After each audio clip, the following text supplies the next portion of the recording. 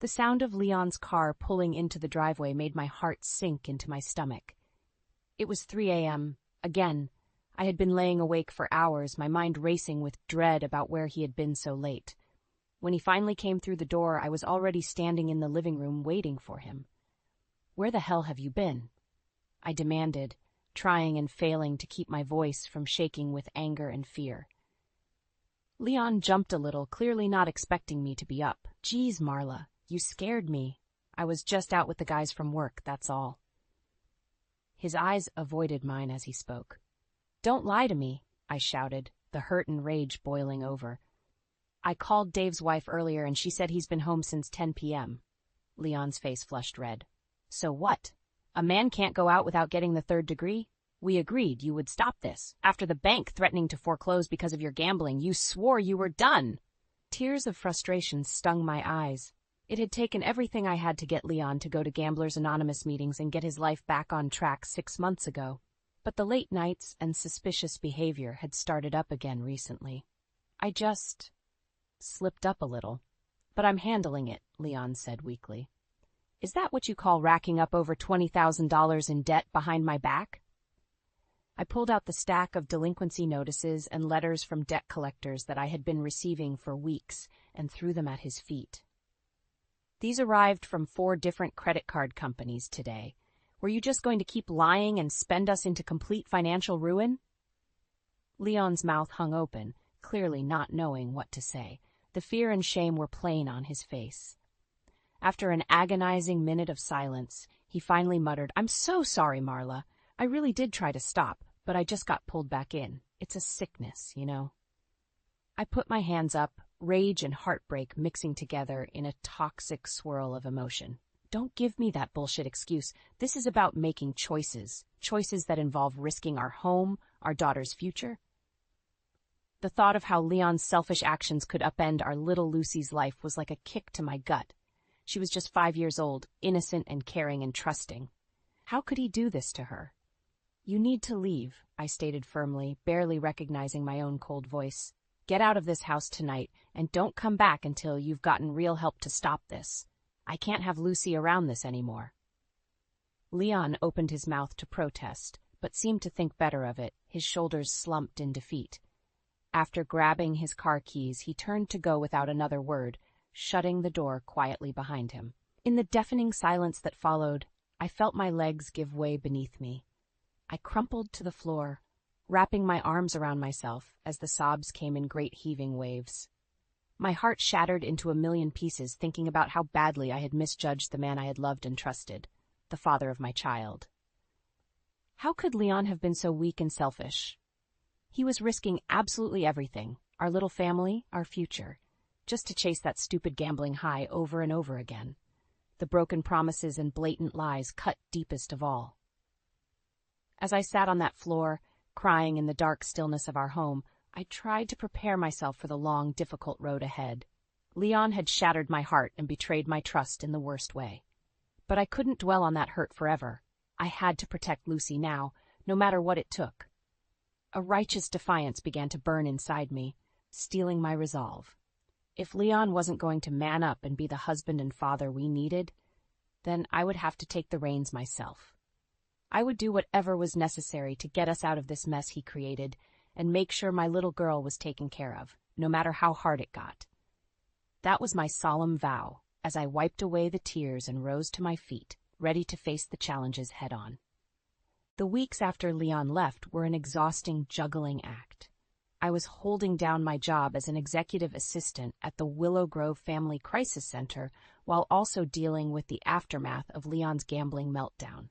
Credit card companies, debt collectors, and even our mortgage lender were relentlessly calling and sending letters demanding payment on the piles of debt he had recklessly accumulated. On top of that, I was now having to be both mom and dad to 5-year-old Lucy, making sure she was fed, bathed, and gotten to and from school every day while putting in my hours at the crisis center definitely kept me run ragged. More than once I arrived late to pick up Lucy, only to find her red-eyed from crying in the after-school room. "I'm so sorry, baby. Mommy got stuck at work again," I said, hoisting her up with a tight hug. "Mrs. Franklin was just keeping you company until I could get here." Lucy pouted, her little brow furrowed. You said you'd be here to have snacks with me this time. A lump rose in my throat, seeing the disappointment on her face that I had let her down once more. I know, honey. I'm so sorry. But hey, how about we get McDonald's for dinner tonight? Lucy finally cracked a small smile at that, and I reminded myself to treasure these small moments of joy wherever I could find them. On one particularly rough evening, my best friend Jenna came over after getting off work. You look like a ghost girl, she said, taking in my haggard appearance. When's the last time you slept? Honestly, I can't even remember, I sighed, pushing aside a pile of past-due bills on the coffee table to make room for us to sit. The debt collectors keep calling at all hours, and every time Lucy cries because I'm not around, it breaks my heart all over again. This is too much for one person to handle. Jenna put a supportive hand on my arm. Marla, you've got to take care of yourself too, you know. Have you thought any more about getting a private investigator to look into Leon's activities? I shook my head. I just don't have the money for that, not with all these debts to try and dig out from. Well, maybe I could help out with the cost, Jenna offered. Getting some real evidence of what that dirtbag has been up to could be just what you need to get out from under this mess. And never underestimate a good girlfriend when she wants to help get some sweet, sweet revenge, too. She gave me a wry smile. I forced out a small laugh, cheered slightly knowing I had Jenna in my corner. A few days later, Lucy and I were eating dinner while some ridiculous baking competition show played on the TV. My phone rang, and I saw it was Jenna calling. Hello? Marla, you're not going to believe what my PI buddy found out. I quickly muted the TV so Lucy wouldn't hear, my stomach turning over anxiously. What did he say? Well, for starters, it looks like Leon has been going to a couple different casinos outside the city every week. Belmark Downs and Riverside Grand are the two main ones. My mouth went dry imagining Leon shoving piles of our money right into the slots like a brainless zombie. I gripped the phone tightly. Oh my God! That's not even the worst of it, Jenna continued. He's also been siphoning money directly out of your bank accounts and taking out loans in your name to fund this. The PI got records showing over $50,000 has been drained from your joint savings and checking over the past 6 months. And that's on top of all the credit card debt already, too. It was as if the wind had been knocked clear out of me. I lowered myself into a chair, trying to suppress the fury and panic rising in my chest. How could he do this to us? To Lucy? I took a few steadying breaths. Please tell me you have proof of all this. Oh, don't you worry, girl. He's got bank statements, photos, the works. We can bury that son of a bitch, but good. I glanced over at Lucy, happily humming to herself while eating her chicken nuggets, blessedly unaware of the turmoil erupting in my life. Righteous anger surged through me like adrenaline. A fierce protectiveness over my daughter solidified my determination. Well then, let's do it. Let's take that bastard down. A few days later, Jenna came over again with a large manila envelope. Got those documents from the PI for you, she said grimly, handing it over. I took the stuffed envelope from her with trembling hands, almost afraid to open it and confront the full depths of Leon's betrayal. Steeling myself, I tore it open and began rifling through the contents. Bank statements, credit reports, surveillance photos of Leon at the casinos, and even some grainy video footage that must have been from ATM cameras at the bank. I felt nauseous looking at the bottomless pit of gambling transactions and ballooning interest charges spreading like a cancer throughout our finances. Jenna was right. It was even worse than I imagined. Leon had been ruthlessly pillaging every account and credit line in my name to feed his sick addiction over the past 6 months.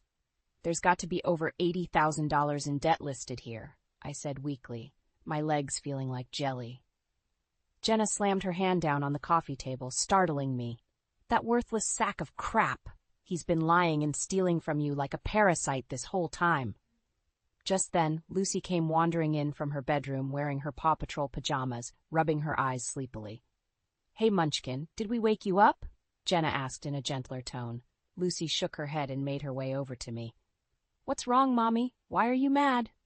I quickly tried to collect myself and plaster on a reassuring smile, shoving aside all the damning evidence spread out in front of me. It's nothing, baby, I said, wrapping her up in a big hug and kissing the top of her head. "You just go ahead back to bed, and I'll come tuck you in soon, okay?" Lucy nodded obediently and toddled off back to her room, once again blissfully unaware of the turmoil threatening to unravel our little family. As soon as she was out of earshot, Jenna exploded again. "Can you believe this cockroach? He spent years betraying you, betraying his own freaking daughter. And for what? Losing all your money at those fleabag casinos again and again like some zombie with a death wish?" I was trembling with rage, Jenna's words echoing the roiling storm of anger and hurt rampaging inside me. But I pushed it down, knowing my emotions couldn't be allowed to spiral out of control. Not with Lucy just down the hall. "You're absolutely right," I said, trying to keep my voice even and steady. "What Leon's done is beyond despicable. It's unforgivable." I began gathering up the documents and shoving them roughly back into the envelope. "But I'm not going to let his sickness destroy us. I've got to stay strong, for Lucy's sake if nothing else. I'm going to make things right." Jenna nodded firmly, her own eyes flashing with determination. "That low-life asshole has to pay big time for what he's put you and Lucy through. Let's bury him with all this proof of what a lying, cheating bastard he really is." "Don't worry," I said, gritting my teeth and cinching the envelope shut. "If he thinks he can wriggle out of taking responsibility for what he's done, he's sadly mistaken." My mind was already racing, plotting how to ensure Leon faced the consequences he deserved. This went far beyond lies and broken promises. He had stolen from me, stolen my family's financial security and future without a second thought. There would be no forgiveness for a betrayal that deep. As I gazed around at our cozy living room, my eyes landing on framed photos of happier times before Leon's destructive choices shattered everything, a cold feeling of grim acceptance spread through me. The life I thought I had was over. There was no going back from this. Justice would be brutal, implacable, and entirely of my own remaking. Leon was going to regret the day he ever took his loving, devoted wife for granted.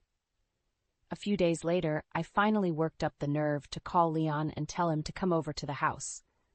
I needed to confront him with the mountain of evidence I now had proving his deceit. When he pulled up in his beat-up sedan, I was already waiting on the front porch, my arms crossed tightly. He got out of the car looking disheveled and hungover as usual. "Hey, baby, you said you wanted to talk?" he slurred out, barely able to meet my icy stare. I was sickened just looking at his pathetic, bloated face. Without a word, I shoved the overstuffed manila envelope into his chest, letting the weight of it nearly knock him off balance.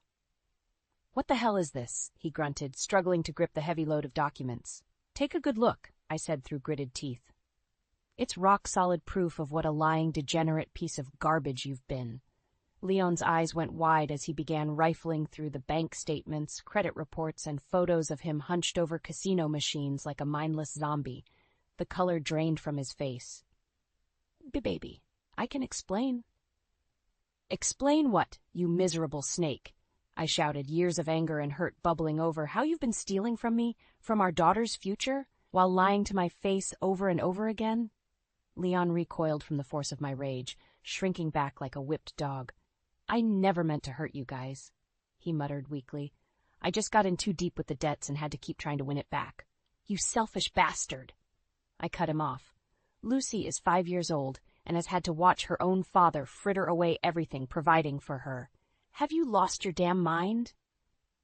Leon tried to reach out and touch my arm, but I smacked his hand away forcefully. "Don't you dare try and play the victim here," I growled. We stood in tense silence for a moment, Leon seemingly at a complete loss for words in the face of his shameful exposure. I took a few deep breaths, trying to regain control. "This is what's going to happen," I said in a low, measured tone that almost surprised me with its deadliness. "You are going to go check yourself into a real rehabilitation program for gambling addiction. For at least 6 months. No exceptions." Leon opened his mouth to protest, but I held up my hand to silence him. "You're also going to turn over every single cent you have in banks' accounts, stocks, bonds, everything. It all goes into paying back what you stole me and our daughter, and you're getting a job the second you get out of rehab to pay back the rest." I leaned in close, barely able to stand the sight of his crestfallen face contorted in shame and fear. If you do those things, if you make a full, genuine effort to get better and be a real man for once in your worthless life, then maybe, just maybe, I'll consider letting you try and be a part of Lucy's life again someday. Tears were streaming down Leon's cheeks, but I felt utterly unmoved. His weeping son act was far too little, far too late. But so help me God, if you fail to do any of that, I will take you for everything you're worth. The only time you'll see our daughter is in court-approved visits, and I'll make sure the whole world knows what a pathetic, irresponsible, degenerate scumbag you've been this whole time. I stepped back, letting my ultimatum hang heavy in the tense air. Leon stared at me wide-eyed and broken. "Well?" I shouted, making him flinch. "What's it gonna be? Get clean and try to make amends? Or let the self-destruction continue until you hit rock bottom alone?" After an agonizing moment of silence, Leon gave a small, defeated nod. Okay, I'll do it. For real this time, I swear. Whatever you want, Marla." I eyed him warily, not allowing any shred of pity to break through my steely reserve. "We'll see. Now get off my property before I call the police and have you trespassed." Leon turned and began trudging back to his car, clutching the envelope of evidence to his chest like piece of his own shattered soul. As I watched him peel away from the curb, I whispered to myself with grim satisfaction, "That's just the opening salvo, asshole. You have no idea what kind of revenge is coming for you if you screw this up." After my confrontation with Leon, I thought I could finally start getting our lives back on track. I doubled down on my hours at the crisis center, working overtime as much as possible to start replenishing our drained savings. We had to drastically cut back on expenses. No more eating out, bargain grocery shopping, and lots of nights cuddled up watching movies on the couch instead of going out. But through it all, Lucy was a trooper. That little girl was my rock, all smiles and affection, despite our humbling new circumstances. She never complained about the cheap dinners or not having fancy toys anymore. Her sweet resilience was my driving force to persevere. Then about a month later, I got an alarming call from my mother. "Marla, are you all right, dear? Your father and I are so worried about you." "What are you talking about, Mom? I'm fine," I said, furrowing my brow in confusion. "Well, we just spoke to Leon last night and he told us about your condition," she said hesitantly. "Said you've been struggling with some sort of mental breakdown." My blood turned to ice in my veins. That stupid, vindictive son of a bitch. "He said what?" I growled through gritted teeth. "Oh, I'm so sorry, Marla," my mom continued. "We had no idea you were going through such a tough time. Leon said you've been irrational and delusional, lashing out at him for no good reason." I stopped listening, shaking with unbridled rage. That miserable worm was trying to turn my own family against me, smearing my name by painting himself as the victim, no doubt to wiggle out of the consequences I had promised him. When I hung up with my mom a few minutes later, I was angrier than I had ever been in my life. How dare he try and sabotage my relationships and make me look crazy? It was the ultimate insult on top of his already shameful betrayals. I spent the next couple days making calls and quickly realized Leon wasn't just lying to my parents. He had been spreading vicious rumors all across town, to our friends, his work buddies, even some of my coworkers at the crisis center, telling everyone his scorned wife was having a mental breakdown and lashing out irrationally due to postpartum depression or some sort of psychosis. The stigmatizing lies seemingly knew no bounds. Tales of me being delusional, keeping Leonard from seeing Lucy, and even overblown stories about me threatening violence or self-harm if he didn't cede to my unhinged demands. I realized with horror that Leon was trying to completely destroy my credibility and reputation, probably hoping to turn everyone against me so that when I finally tried to take legal action, I'd look like the unstable liar. That was his endgame, to slither away like a coward without suffering any of the consequences for what he had done to our family. My fists clenched just thinking about it. One night, as I was watching Lucy play with her dolls after dinner, my sweet girl looked up at me innocently. "Mommy, is it true you're crazy and mean to Daddy?" My heart stopped in my chest. Of course the horrible rumors had even reached her youthful ears. I quickly went and knelt down next to her, half taking her little hands in mine. "No, baby? Of course not, I said, forcing a smile to mask my rage at Leon. Those are just misunderstandings that some people are confused about. You know, Mommy would never be mean or lie, right? Lucy nodded, seeming only partially convinced, but she was still so young and trusting. I pulled her into a fierce hug, feeling tears starting in my eyes. I'm so sorry you got caught up in this, sweetheart, I whispered. Mommy loves you more than anything in the world. As I held her tiny body close, feeling her warmth and pure, unconditional love for her mother, an iron resolve solidified in the pit of my soul. There would be no more Miss Nice Girl. No more trying to take the high road or handle this nightmare situation with grace and poise. Leon had shattered that notion by lashing out with sabotage and lies. If that snake wanted to wallow in the mud and fight dirty to escape his sins, then so be it. I would engage in that battle without hesitation or restraint. It was time to stop playing defense and go on the attack. No more running or hiding. From now on, I would be the unrelenting force of justice and retribution that Leon's miserable life so clearly deserved.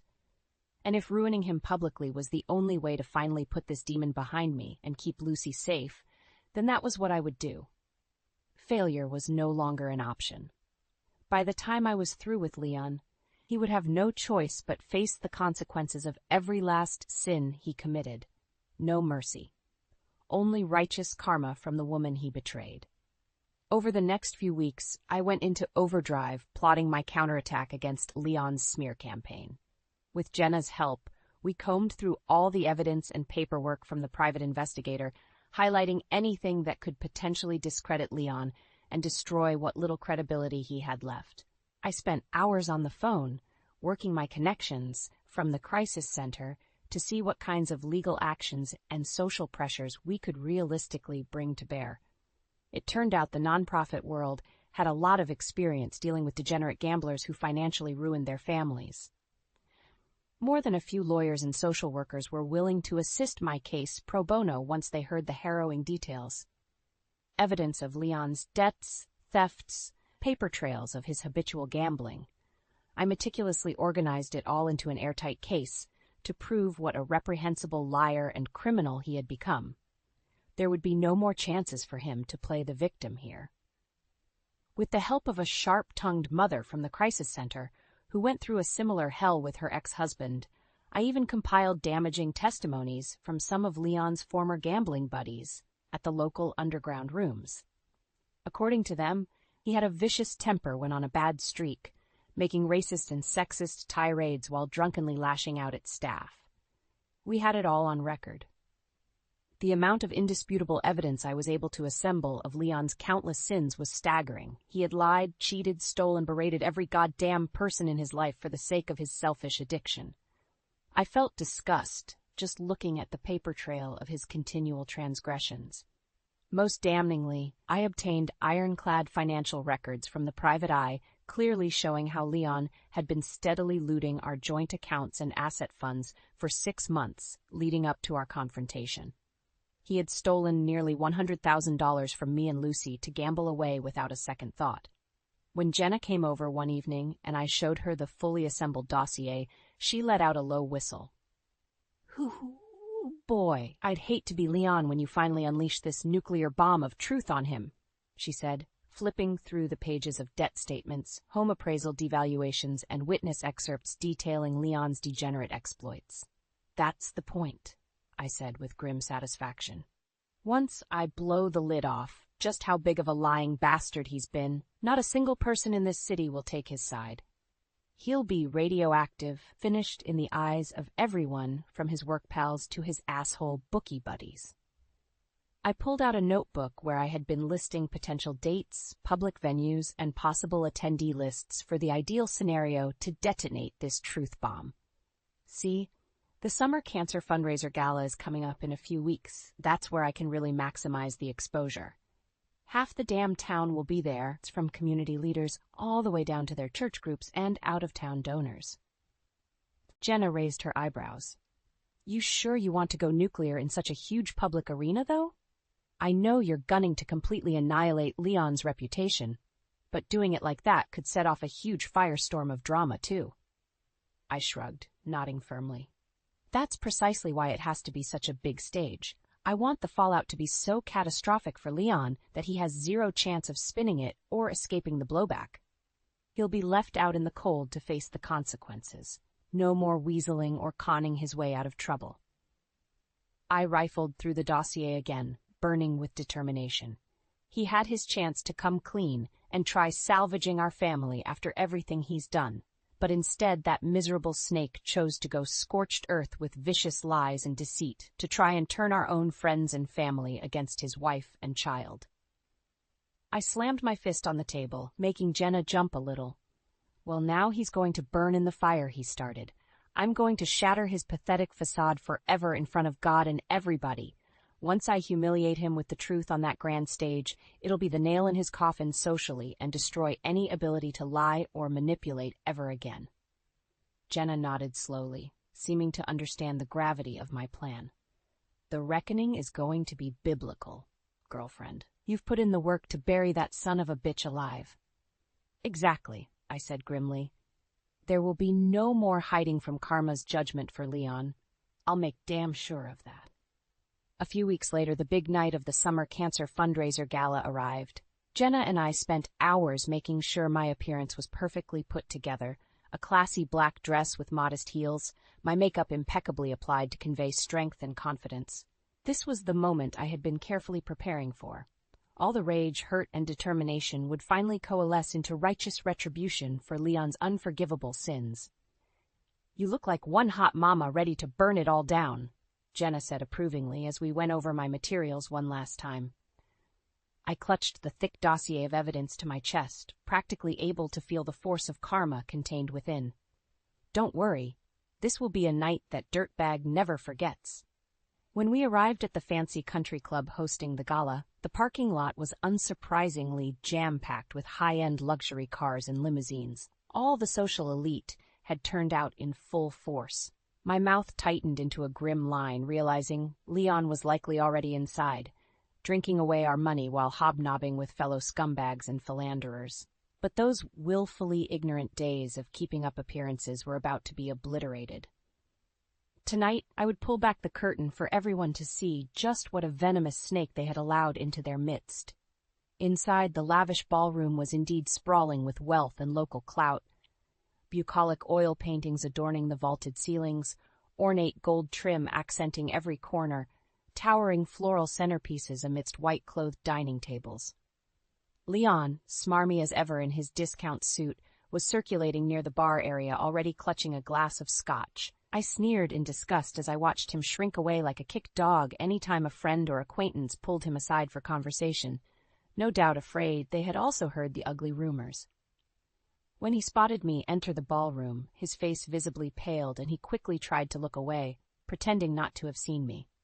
Pathetic weakling. As the opening remarks and fundraising speeches dragged on, I gripped the file folder tightly under the table, anticipation and adrenaline coursing through me. My moment was rapidly approaching. Finally, the master of ceremonies took the podium to kick off the evening's live auction component. Midway through his introduction, I seized my opportunity. "If I could have everyone's attention, please," I called out over the low murmuring of the crowd, striding up towards the stage with purpose. Leon's eyes went wide with panic, realizing too late what was happening. Jenna gave me an approving nod and wink from her table nearby. "Sorry, folks, but before we bid on prizes tonight, I have an important matter to address," I announced clearly, unsmiling. "It's about one of our longtime attending members here and a dark double life he's been living. A life absolutely riddled with lies, criminal deceit, and reprehensible sins against his own wife and child."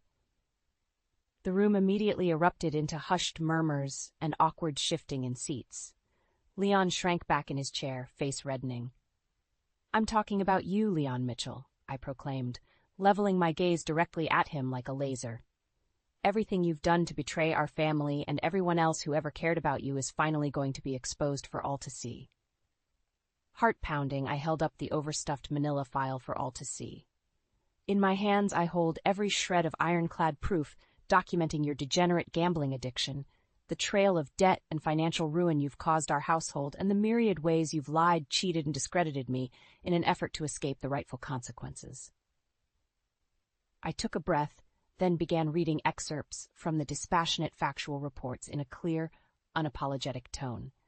Bank statements of Mr. Mitchell withdrawing over $12,000 at a time from ATMs located inside Riverside Grand Casino. Photos of Mr. Mitchell entering Belmark Downs Casino no less than 37 times over a span of 3 months. Receipts of payment for delinquent credit lines opened illegally by Mr. Mitchell, using his wife's name and social security number, totaling over $100,000 in fraud.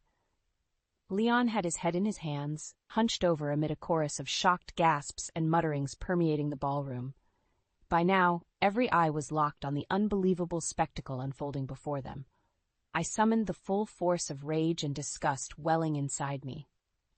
This man, a degenerate gambling addict without a single shred of honor or decency, has been conning and manipulating all of you for quite some time now. And rest assured, the disgusting truth I'm about to lay bare is merely the ugly tip of the iceberg. Taking a breath, I steadied myself. Then I detonated the thermonuclear truth bomb. Are you all aware, for instance, of the numerous racist and sexist tirades Leon is known for on his routine benders? And like that, the first bombshell landed. Chapter 8. Rebuilding. The days and weeks after that fateful gala passed by in a bit of a whirlwind. My public excoriation of Leon's sordid misdeeds and repugnant behavior had set off shockwaves reverberating across our community. Just as I had hoped, the sheer volume of cold, hard evidence I provided, combined with the respected social setting in which I delivered it, left Leon with zero credibility to try and deny or excuse what a depraved degenerate he had become. Friends and acquaintances who once embraced Leon suddenly wanted nothing to do with him. He was quickly fired from his corporate management job once my damning dossier made the rounds with leadership.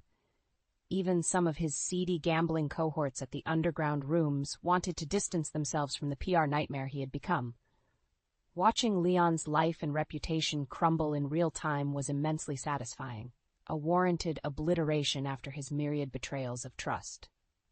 Seeing him finally face the disastrous consequences of his own disgusting choices provided a sense of karmic catharsis. It wasn't just social disgrace and pariah status he earned either. With the rock-solid proof I provided of his litany of financial crimes and domestic violations, law enforcement also fast-tracked charges against him on numerous fronts. One early morning a few weeks later, SWAT officers showed up pounding on his squalid apartment door to arrest him for outstanding warrants. The look of abject terror on Leon's face as they wrenched his arms behind his back and shoved him against the wall was priceless. For once, the sad sack realized there would be no more wiggling out of trouble or spinning sob stories to skirt accountability. He ultimately agreed to a plea deal, receiving a harsh 3-year sentence, during which time I have an ironclad permanent restraining order against him legally enforced. In exchange for his conviction, he was forced to liquidate every penny of his remaining assets, brokerage funds, and foreclosed properties to pay back the full $220,000 in marital assets he squandered gambling, plus interest and penalties. I even sued to ensure he kept paying out of his earned wages for the next decade until the debts were repaid to the last penny. Despite the exorbitant financial cost Leon was court-ordered to cover, it still didn't put much of a dent in my rapidly rebuilding savings and investment portfolio.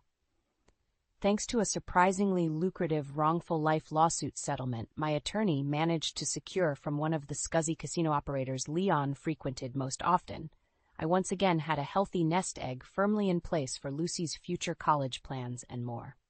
Speaking of Lucy, she had been my bedrock throughout this entire saga. While the legal maelstrom and social typhoon raged all around us, I made every effort to insulate my sweet girl from as much turmoil as possible. I didn't want the vicious karma reprisals of her father's sick misdeeds robbing her of the innocent childhood she deserved. There were undoubtedly some unavoidable disruptions and difficult conversations to navigate as the sordid truths about Leon's lies and betrayals kept unfolding. However, Lucy seemed to innately understand that her mommy was merely doing whatever was necessary to clean up an unhealthy situation, a messy but altruistic process ultimately intended to preserve and protect the family she held most dear. Each night as we cuddled up watching one of her favorite movies, Feeling her small body snuggled warmly beside me, I would shudder in relief, knowing all my scorched earth efforts had ensured Lucy's physical and emotional sanctity remained completely intact. Leon would no longer be able to pollute her world ever again. And now the storm had finally passed. With fresh financial stability and a radiantly bright future ahead of us, I could turn my attention to constructive new endeavors. In particular, I felt called to devote myself to helping other families shattered by gambling addictions, just as the Crisis Center counselors had assisted me. Drawing from my own lived experiences of heartbreak, deception, and the catharsis of confronting those traumas head-on, I knew I could provide invaluable empathy and guidance for others struggling to extract themselves from similar toxic situations. And perhaps most importantly, I could instill the righteousness of relentless self-preservation that had empowered me to decimate Leon's wicked vices without hesitation or mercy. It would be the ultimate cosmic role reversal, harnessing the hard-won forces of karma that had once devastated me, using them as a beacon of hope for others drowning in their own private hells. A new crusade fueled by the life lessons of ruthlessly burning my hubris to ashes and rising like a fiery phoenix from the smoldering remains. As I shared the first details of my vision with the executive director of the Crisis Center, the older woman smiled warmly and placed a hand over mine. "My dear, you have such a powerful story to share, the transformation from victimized wife to avenging angel of truth and moral fortitude," she said. "I believe you're going to end up inspiring countless people with your bravery and perseverance." They don't yet know the half of it, I thought to myself with a confident smirk. If the old me could survive the crucible of betrayal and still emerge triumphant through sheer force of will, then no injustice or familial wrong would ever intimidate me again. Bring on the world's sicknesses. I would show them all the true healing power of uncompromising justice. Justice. Justice. Justice. Justice.